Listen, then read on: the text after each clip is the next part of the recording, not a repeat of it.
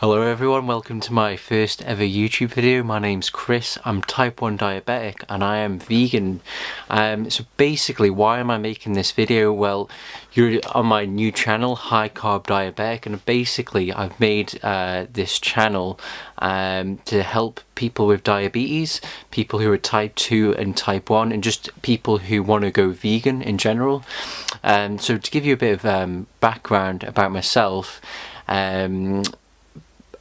I basically used to be the kind of person out there who would eat, the standard Western diet, lots of meat, chicken, fish. I used to hit the gym constantly, neck loads of protein shakes, and I probably started hitting the gym when I was about 20 and was at it quite seriously for about 6 years. Really liked it, made quite some good gains.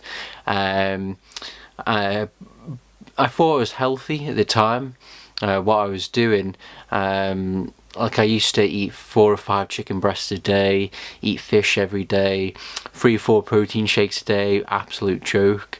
And anyway, I started to eventually get ill. So in around the middle of 2013, what happened was I started to lose weight, and which is what I wanted to do. So at the time I was about 190 pounds, and it's probably about 20% body fat, and I just wanted to get leaner. So I started hitting the gym more to do more cardio at night, and at lunchtime I'd hit weights, and sure enough I started to lose weight, and I eventually got down to probably about 170 pounds.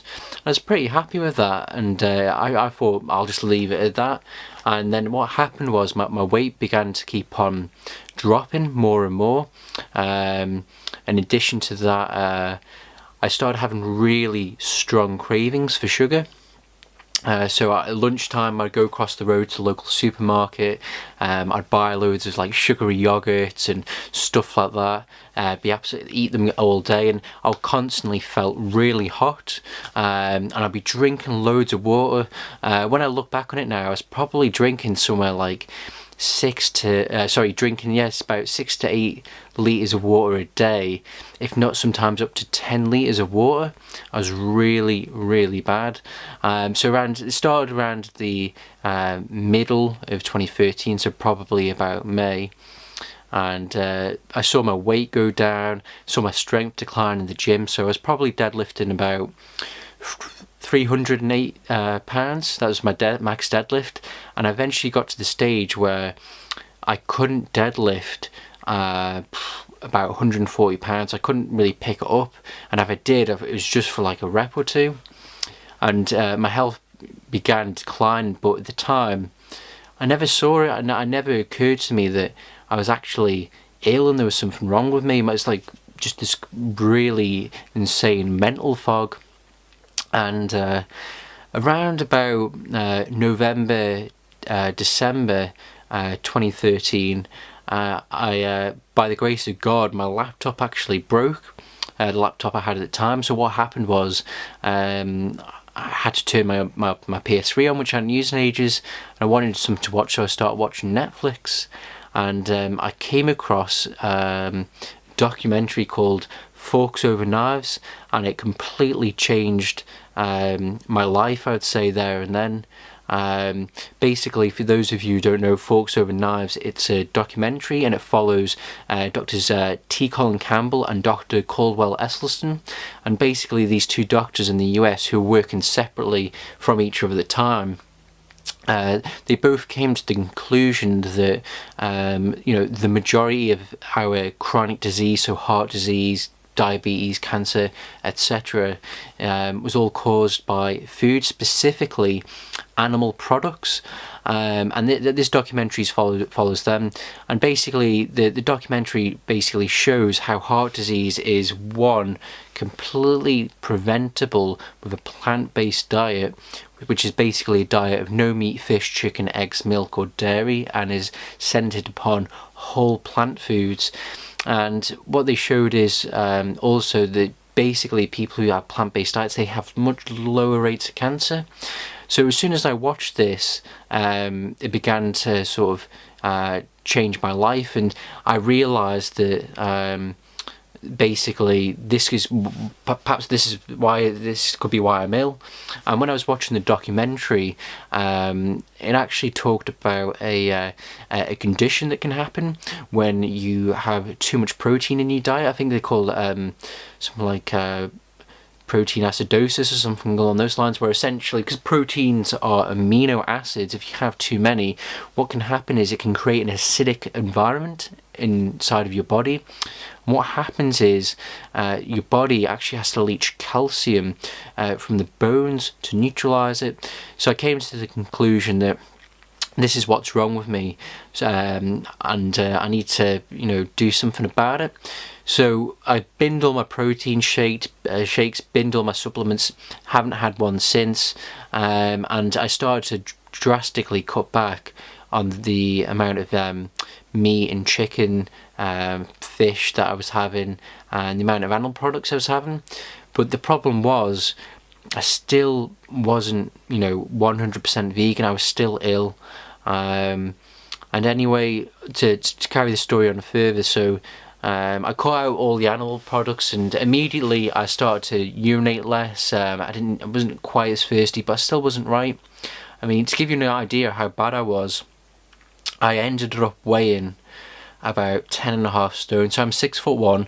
I weighed about 190 pounds. Fair enough. I had about 20% body fat, but I ended up at about 10 stone. 10.5 stone. That's how bad. That's how ill I was. And I don't say this lightly, but if you'd see a picture of me back then, I looked like an AIDS victim. I looked very bad. So anyway, so that's the story so far. So I started to get ill around the middle of 2013. Came into contact with Forks Over Knives December 2013. But the thing is, though, even though it really changed my life and how I looked upon, meat, fish, chicken, it wasn't quite the icing on the cake. It was the bottom of the cake, but I had no icing to finish it off. And to continue the story on further before we get there. So in April 2014, I was at a church service, and I saw a relative of mine. And anyway, before the service had even ended, I had to go out the back door, go in through the side, and get myself about 3 glasses of water because I was just so thirsty. And after the service ended, I think I necked about 3 coffees because I just had no energy as well. I was just lethargic. And he said to me, "Oh, you probably got diabetes there, Chris." And I was a bit taken aback, couldn't believe that I might have it. And what he said to me really sort of kind of scared me. If it was someone else, I probably wouldn't have listened to them. And by this point, people had already sort of tried to, say, you need to go to a doctor, there's something wrong with you, you're not right. And give you another example, it got to the stage where my trousers were falling down. I didn't own a belt, but beforehand they were always fine, and I started walking around the office and they would just be falling down. I'd have to pull them up all the time because I had no ass, because I just weighed nothing. Anyway, the next day, Monday morning, I went to work, and on the way there we stopped at the pharmacy and I got one of these diabetes testing kits. And basically the way it works is it tests for sugar in your urine. That's usually a good indication if you are diabetic, because what happens is when you're diabetic, basically your blood sugar rises, and this is whether you're type 1 or type 2, and when you urinate on the strip it changes colour as it comes into contact with glucose. And anyway, so I did that and it came back, "Oh, you're diabetic," this little strip. And I tried to sort of talk myself out of it and say, "Oh, it might be nothing." Went and did it again, came back again, and work colleagues eventually said, "Oh, you need to go to the doctor." And I rang them up, told them, and they said, "Oh, come in on Thursday." Anyway, they called back later on because apparently the doctor heard, and he said he wanted me in there within an hour or so. Got some blood tests done. They said, "Oh, you'll hear back in a few days from now." Got a phone call about 2 hours later, "You need to come in right now." And went into the doctor's, and my blood sugar was 32 millimoles. That's how bad I was. So for those of you who are watching who are wondering what's a normal blood sugar level for a person, so a normal person is roughly 4 to 5 millimoles. So millimole is basically a unit of measurement of you know, whatever's being measured per a specific volume of blood. So basically mine was 32 when it should have been 4. So I went into hospital, and it turned out at the time that the lady said to me a few days after, or a week or two after, that when I first went into hospital I was literally days away from collapsing into a coma and probably dying. That is how ill I was. It's crazy to look back on it. And basically what happened then is I started injecting insulin, which is easy. I didn't struggle with it. I thought it was quite cool, messing around, sticking needles inside yourself. So what I did is I started injecting insulin, went home the next day, and with that week actually I felt like death. So I was diagnosed on the Monday, and interestingly I started to feel really ill after, you know, being diagnosed. I don't know whether that's some sort of mental thing, because I know that, that I'm ill now, I've got type 1 diabetes, so you start to feel it. Or it could have been a case that I was, you know, that I'd hit to the point where I was going to start declining if I didn't have the insulin. So anyway, I started using insulin, but I was still not on a plant-based diet. I was still you know, eating animal products occasionally. So I'd always have milk with my cereal, so I'd have about 200 milliliters of milk with my cereal each day. Couple of times a week I might have some like a chicken curry from the supermarket, a few things like that. So to give you an idea, I had probably an insulin to carbohydrate ratio of about 1 to 10. So for those of you watching, people who inject insulin, they inject insulin to metabolize carbohydrates, and basically when you have a certain amount of carbohydrates you have to inject a certain amount of insulin. So the time my ratio is 1 to 10. So anyway, going on, what happened was I actually started to put weight on, which is a normal side effect of using insulin, and I blew out from probably 10 and a half stone all the way to 14 really quickly. It's not anything you can fight, it's just one of those things, because when your body has been starved for so long of nutrients, it'll force you to you know, to basically eat, and it will compel you to eat, to get the energy in, to get the calories in, to repair the damage that's happened, to build up your fat reserves again. And what will happen is you'll actually, you know, get heavier. And if you're interested in that, just Google Dr. Ansel Keys, and I think it's called The Biology of Human Starvation. So anyway, it got to around November 2014, so last year, and I was still eating the animal products, but I was so moved by Forks Over Knives, and I thought I need to do something, but I didn't know what to do. I mean, I still have milk with cereal, and I couldn't get past this, you know, this barrier. What do you have for breakfast? Because I always thought, well, it's milk and cereal. And anyway, I started going on YouTube, looking for different videos, trying to find out what can vegans eat. And I came across some guy in England who didn't have a clue, and he's recommended people eat bagels and processed junk food. And I just thought to myself, probably just get cancer eating this processed rubbish the same as I would do from animal products. And I was really close to giving in. And then I came across Durianrider. So for those of you who don't know, Durianrider is a very popular YouTube vegan YouTuber. He's probably him and his girlfriend Freely, they're probably the leading YouTubers at the moment in terms of veganism and getting the message out there. And Durianrider, he's an Australian fella, lives in Australia, and his real name's Harley Johnstone. And I just watched his videos, and he was just so brutally honest with the truth. He wouldn't hold back, and he would just say it how it was. And I just saw this guy smashing down, you know, 10, 15 bananas. He would have a smoothie maker or a blender, and he'd just be smashing it in. And straight away I just had this, I know what I can eat now. And So I was on I think it was the Sunday, the 9th of November. That's the first time I watched his video, and I don't know how I came across him. He must have been in the suggested videos. Anyway, I started watching his videos, and I must have spent 4 or 5 hours watching this guy's videos, and I made the commitment there and then, I'm gonna go vegan. No more, dead animals, none of that rubbish. And I went vegan, and the reasons why I went vegan mainly were because I didn't want heart disease, I didn't want cancer, I don't want those illnesses and diseases, especially if they're completely preventable.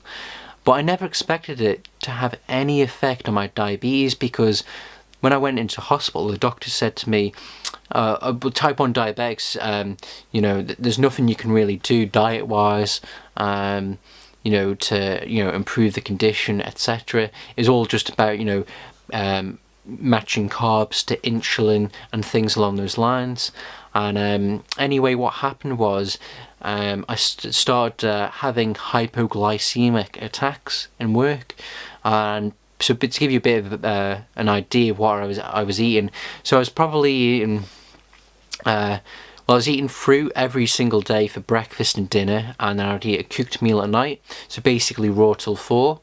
And what happened was I was at the time I wasn't using Chronometer to look accurately at my food. I think I was using Calorie King to work out roughly how many carbs were there. But basically I started having hypos, and what happened was that this vegan diet, was making my body more sensitive to insulin. So like I said before, I was on an insulin to carbohydrate ratio of about 1 to 10. Now then, to stop having hypos, when I adjusted it, it went from about 1 to 10 to 1 to 18. And then it went from about 1 to 18 to 1 to 25, and then to about 1 to 35. And this was all within the space of a couple of days or a week. Like that, my body began to become sensitive to insulin. And the reason why is that type 1 diabetics can be insulin resistant. So for those of you who don't know, you have what's called insulin sensitivity and insulin resistance. So let's say, imagine this hand here is the cell, and let's imagine this hand here is sugar, and in between you have what's called insulin. And what happens is the insulin allows the sugar to come into the cell. But what happens is when you eat animal products, because they're high in fat and other different chemicals, what happens is it can literally clog and cover the cell. So what happens is the sugar can never get in, and the blood sugars go up, which means you have to use more insulin.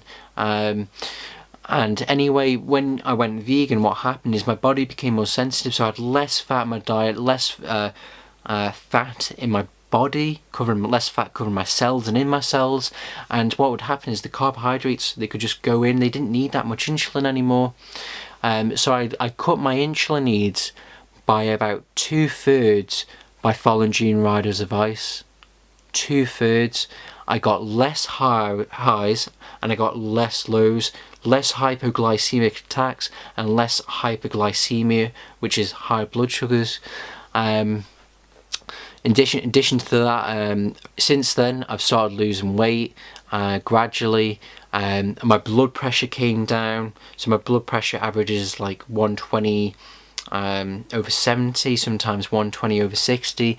My resting heart rate came down into the 50s range when it was in the 60s. And also Durianrider got me into cycling. So when I first started watching his videos and his channel, whenever he had any videos about cycling, I was like, oh, I'm not interested in cycling, skip that. Then after a while I was watching his videos and I thought, might be something to this, and I realised, I just looked at it and it kind of clicked, and then I went out, borrowed my mate's bike and started cycling and fell in love with it. And I straight away began to get fitter.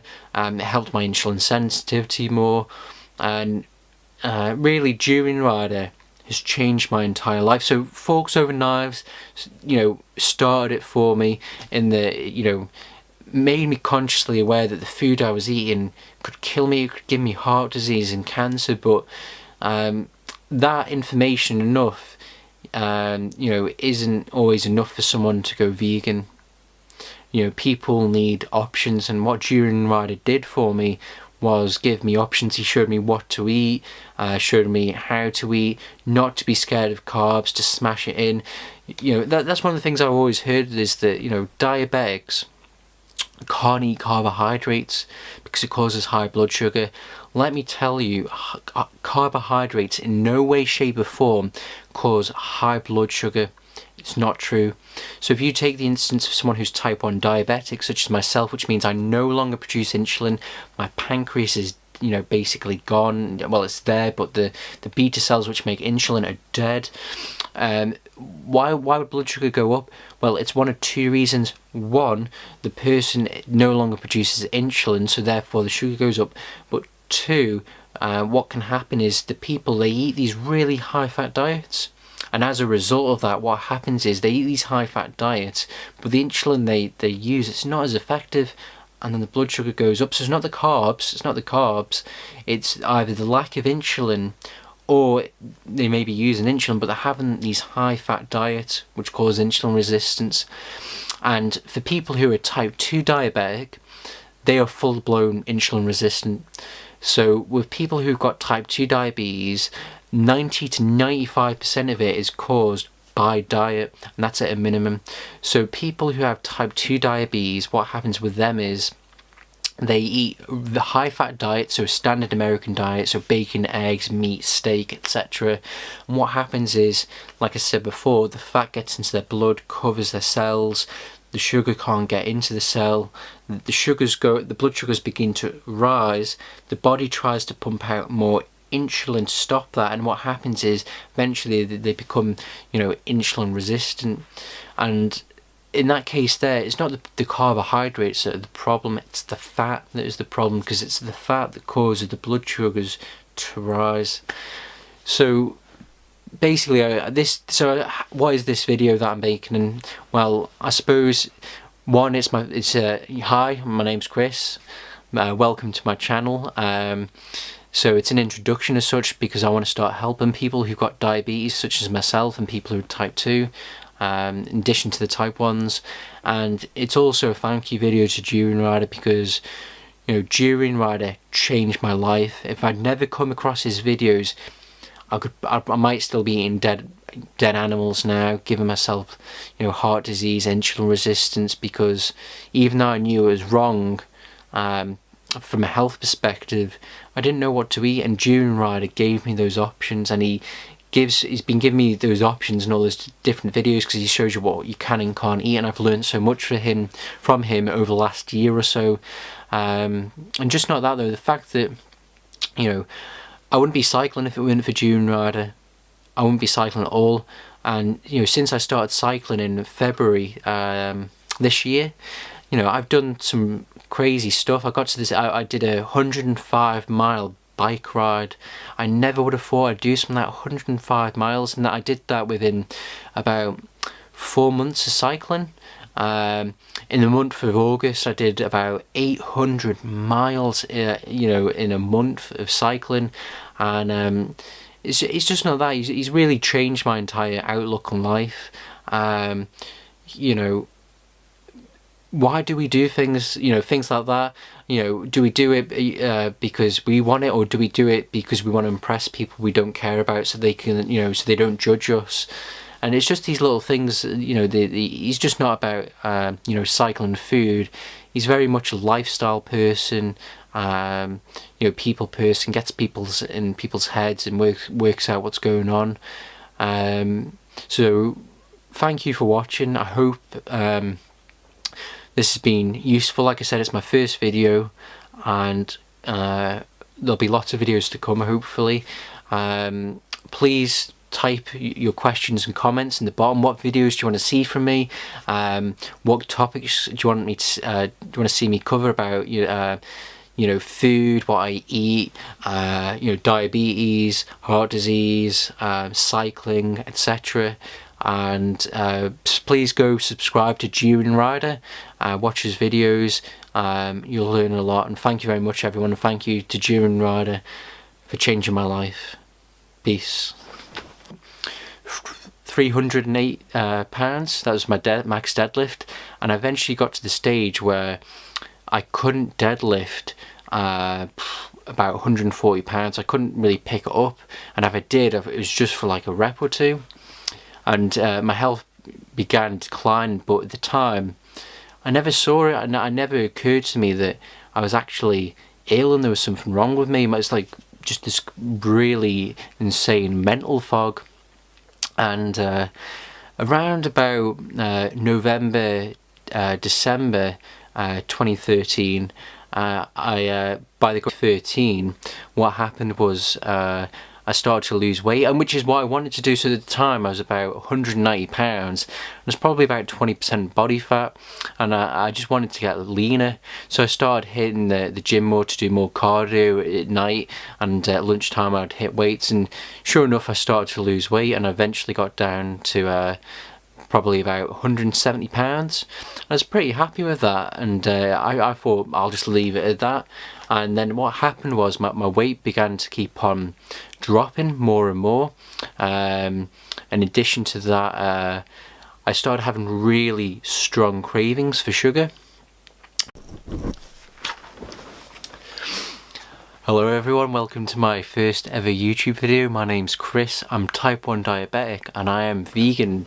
So basically, why am I making this video? Well, you're on my new channel, High Carb Diabetic, and basically I've made this channel to help people with diabetes, people who are type 2 and type 1, and just people who want to go vegan in general. So to give you a bit of background about myself, I basically used to be the kind of person out there who would eat, you know, the standard Western diet, lots of meat, chicken, fish. I used to hit the gym constantly, neck loads of protein shakes, and I probably started hitting the gym when I was about 20, and was at it quite seriously for about 6 years. Really liked it, made quite some good gains. I thought I was healthy at the time.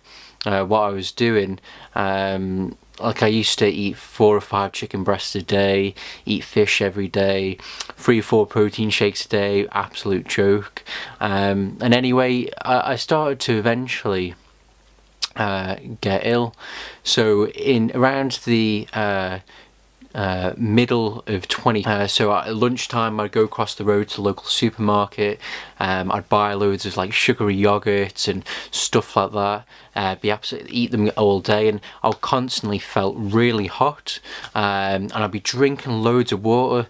When I look back on it now, I was probably drinking somewhere like about 6 to 8 litres of water a day, if not sometimes up to 10 litres of water. I was really bad. So it started around the middle of 2013, so probably about May, and I saw my weight go down, saw my strength decline in the gym, so I was probably deadlifting about